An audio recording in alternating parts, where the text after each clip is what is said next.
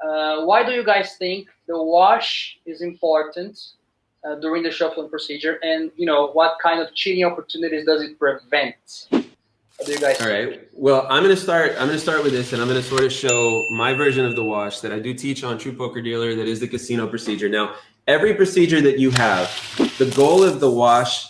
Let me get it so it's even more on the shot. The goal of the wash is to get every face of the card to touch the felt while you're mixing all the cards together. Now, I have zero training in any type of magic at all, so talking about the places where it might be able to cheat, I don't know, but the goal is this full wash is only supposed to be done when the deck is 100% suited, meaning all the cards are in order sequentially. All right. And so within this process, there's two things that are pretty important about why it's set up this way. Number one, it's set up in order to mix the cards to be done this way. Number two, you have in table games, you actually turn the cards toward the dealer because you don't want a player to be able to follow a card. But in poker, you turn the cards away from the dealer when you square them up so that it's harder to be able to tell where the cards are. And those are the basic two steps. So let me put this back up. You're supposed to have every card touch the felt at least once. And then also you're supposed to have the cards facing away from the dealer. I'd like to give a demonstration if the wash was not mandatory. Oh, I like that. Yeah. I like that. So let's go down here. The idea is, let's just grab a few value cards over here and pretend that a hand has just ended. Put a bunch of cards over here, just like this. This would be the board, right? Flop, turn, and river. Let's say there are a few mucked cards over here. The burn cards are over here, and then some players with their cards still on their hands, like 3 players over here. Then there's the showdown. There's a pair of aces here, the 6 kicker. So this guy wins. The pair of aces. I killed this hand. I killed this hand over here. And let's say, for example, this is the situation. If the wash was not necessary, let's see what I could do here. I'm just going to scoop these cards real quickly like this. We assembled the deck, right? And I would go straight into the shuffling procedure, right? Without the wash. So I just start the riffling here. I'm gonna try to do the riffling in a kind of a crooked manner, right? So just so you guys can get a little idea of what's possible, I'm just gonna put the cut card over here. And say, for example, there are like 3 players that are sat on the table over here.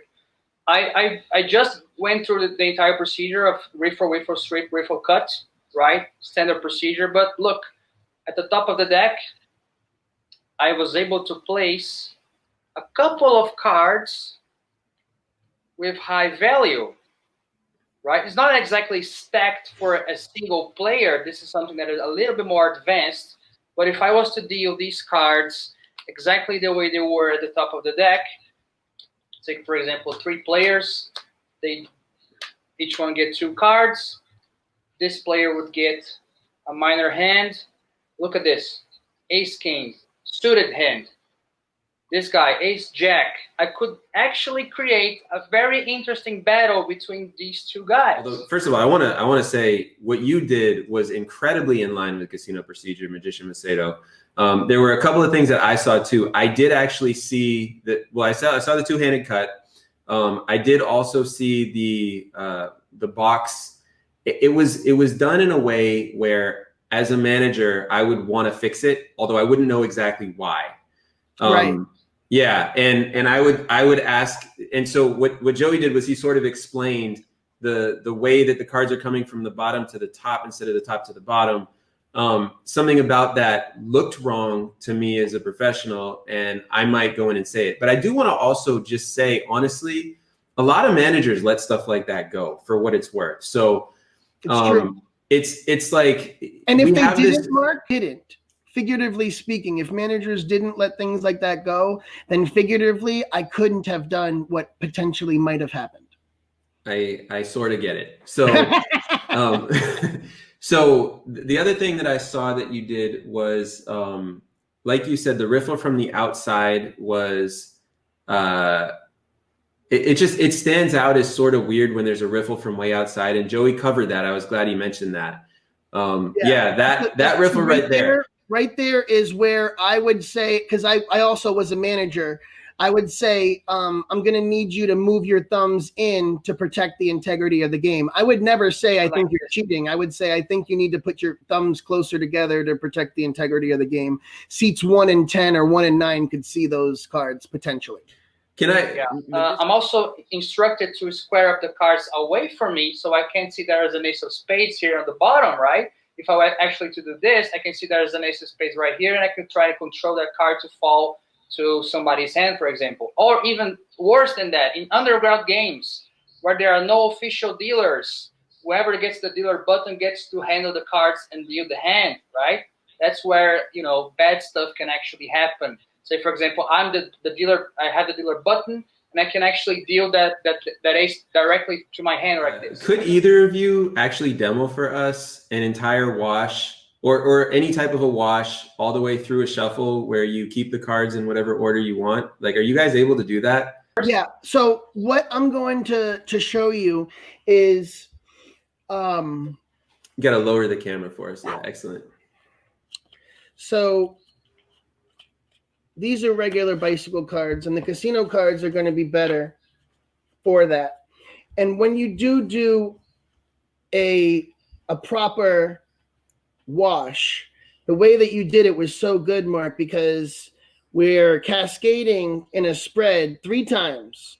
And then when we eventually put our hands here, okay, we're going to maneuver them all in a way, and every card is supposed to be able to touch the same cards. Now, this may be a little difficult, and I may not get it right because I haven't been really practicing the cards. The key to being able to do this type of thing is like a boxer. You're not a boxer if you haven't boxed in 3 years. I'll do my best. So basically, when you do the shuffle and you bring it out and you shuffle it in here, they want you to keep these hands here. Now in Magic, they try to keep your hands here, but in the game, they want you to keep it here. They want you to put it back.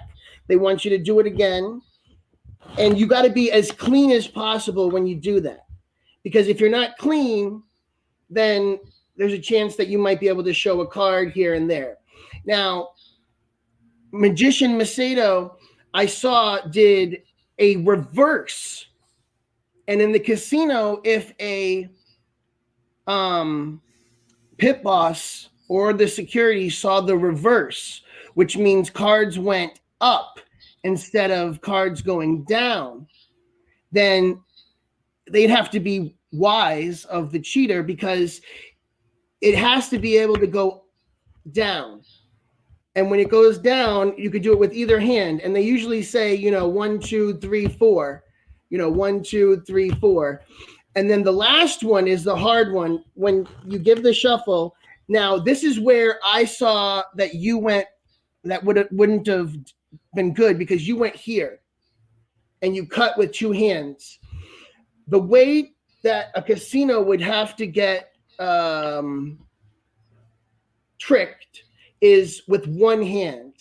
And how you would do that is it would have to be clean, and this is going to look terrible, but it has to be done like almost from the bottom there and I used to do it where you go like that.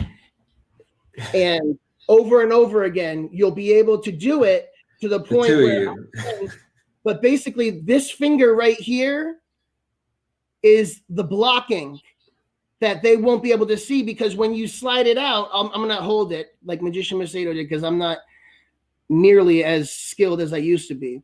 That finger right there appears like it's on top. So when you do it and you slide it through, you put it there and you put it back, you really didn't cut anything. And if it went through, it should be,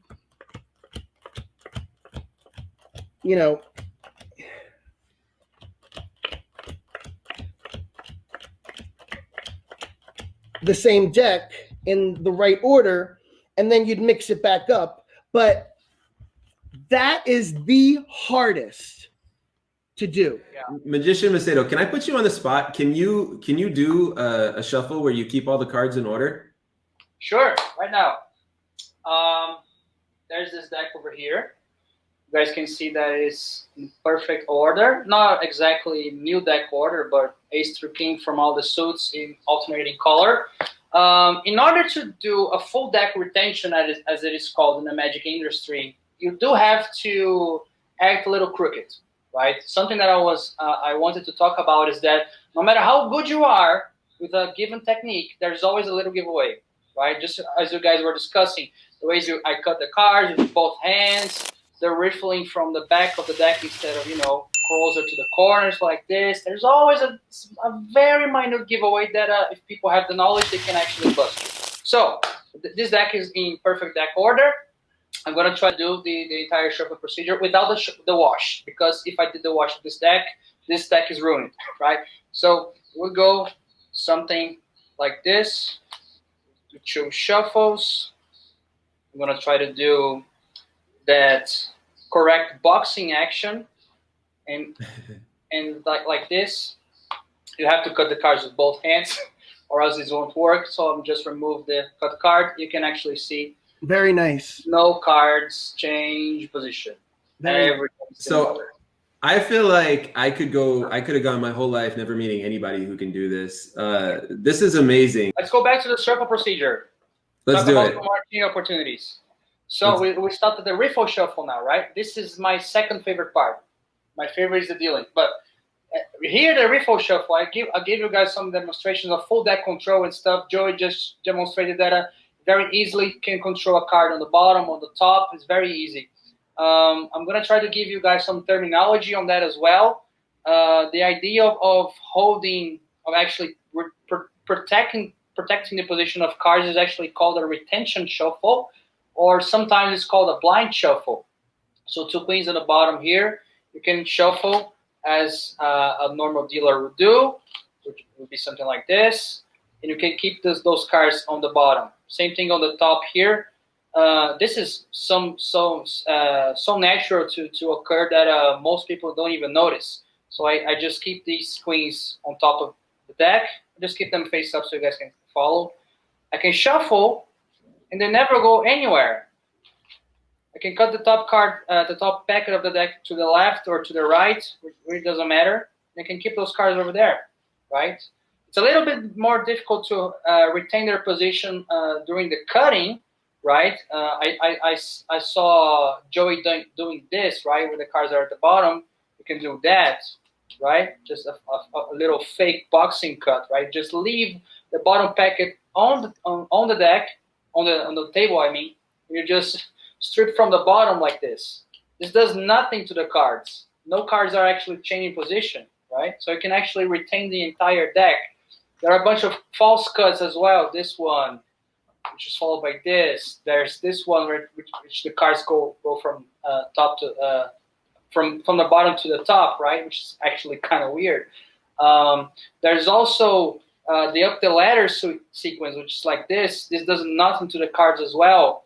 There's another way of wait. I gotta have you hold on for a second. So you said you said it does nothing to the cards, but I'm watching the cards go through this thing. How is it that it's doing nothing? Are they actually moving through here, and then you know how to get them back to their original position, or are you keeping them the same the whole time? Demonstration here, because I messed up the order of these cards. Let's see here, just so I can get the deck back into order. That cut I just demonstrated, which is something like that. I think it's like this, right? I just lost a card. But you see that the bottom, nothing changes. See? It's pretty I just messed up the top stack, I think. So let me just remove them. It would be something like that. This does nothing to the cards. It's called an up the ladder sequence. So what? I want my brain to understand this, I guess. So what's actually happening? Are you putting them out of order at all and then putting them back in order, or are they always staying where they were? Yeah, they kind of move around in like 2 false shuffle variations that are my favorite. First of them is the push-through shuffle. This might be very new territory for you right now, Marc, which goes something like this. Let me see here. I use this deck. If I take half the deck and I actually flip it over, you can see that a half is flipped over, face up, the rest is face down. If I was to perform a standard riffle shuffle with this, just like that, you can see that the cards are actually being, interlaced over here.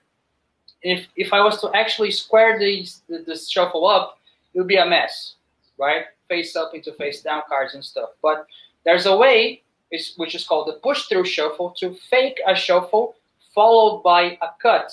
It looks like I actually square the cards, but if I do a cut like that, I would, just slap this on top to complete the shuffle. You see?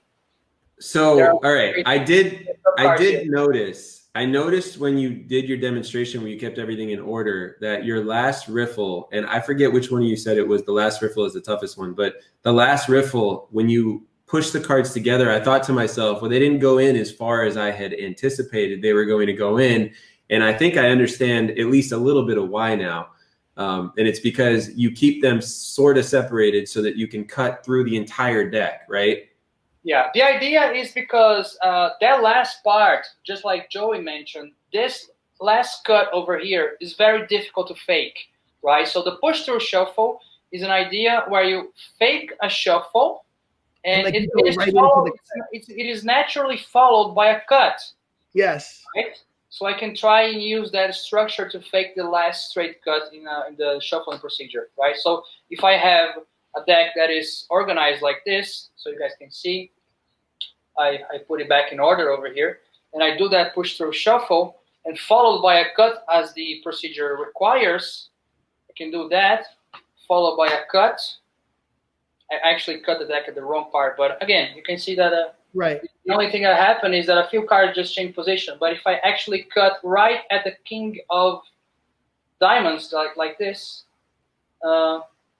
nothing changes. You see? That's the push-through shuffle. That's one of the variations of a false riffle shuffle. There are a few others. My favorite of all, Joey must know this, is the famous zero shuffle. And zero is named after the creator of the move, Herb Zero, an incredible magician. This is a little bit more deceptive because it doesn't involve a cut. It's a simple shuffle. I can do like this, and it's done. That looks great. And it actually mimics this same idea of a legit shuffle, and you can see nothing changes, right? It's just a split of the deck, you riffle, you square, and you're done, right? And there are a million variations of this. I can try to do with 3 shuffles, 2 shuffles, controlling cards in between. This controls the entire deck. It can actually be used to stack the deck, stack a few cards, control stacks on the top, on the bottom, everywhere. But basically, you use it to control the entire deck. It goes like this. It doesn't change anything. This is all pretty remarkable.